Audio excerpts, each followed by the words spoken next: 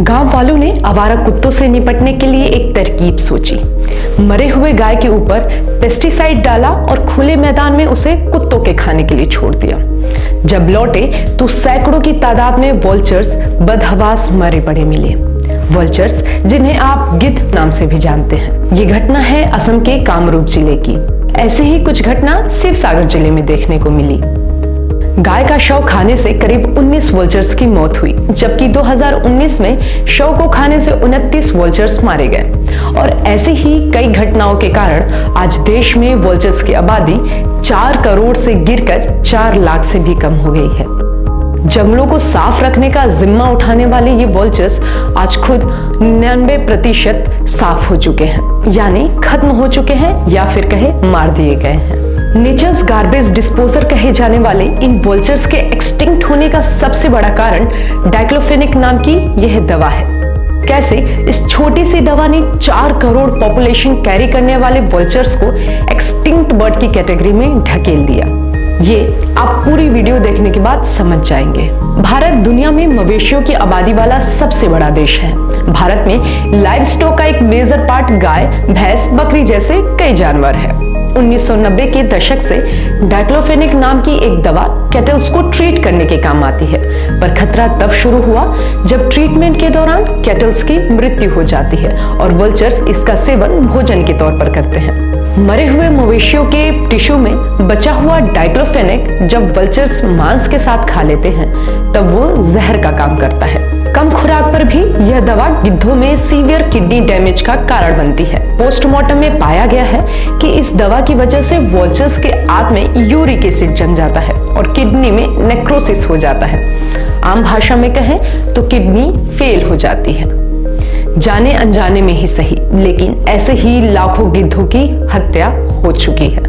2004 से 2005 के scientific publication ने भी डाइक्लोफेनेक को वल्चर्स की मौत और उनके पॉपुलेशन डिक्लाइन का सबसे बड़ा कारण माना है।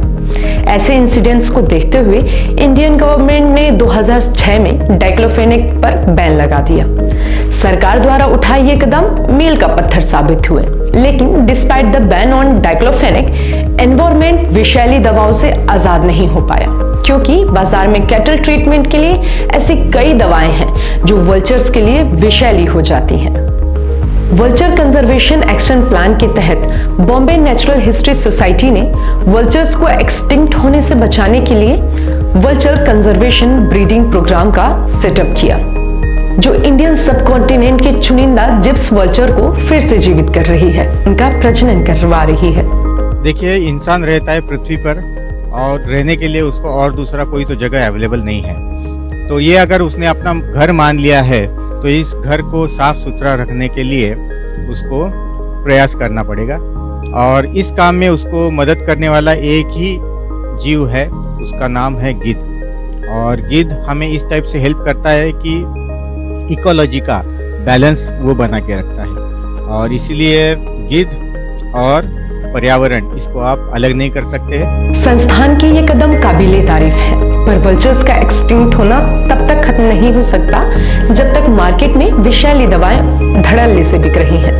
हमें भी बोथ इंडिविजुअल और गवर्नमेंट लेवल पर इन स्कैवेंजर्स के प्रोटेक्शन को इंश्योर करना चाहिए, जो हमारे प्लेनेट के सस्टेनेबिलिटी को इंश्योर करते हैं। जिस तरह से हमको अवेयरनेस करना चाहिए था, वह कभी हमने देखा है वो इनइफेक्टिव रहा है। हमने जैसे गांव-गांव में जाके लोगों को अवेयर करना चाहिए था, वो नहीं हो रहा है।